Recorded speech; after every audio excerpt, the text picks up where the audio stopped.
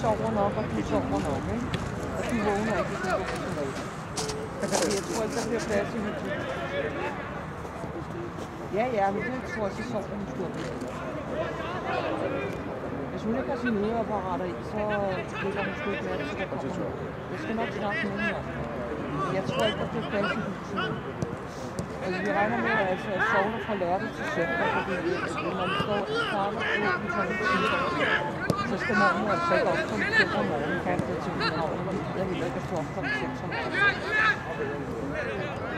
Så vi regner med, at det bliver fra lørdag til søndag. Jeg skal også skrive til København, så lad to af det nye værelse. Den weekend der.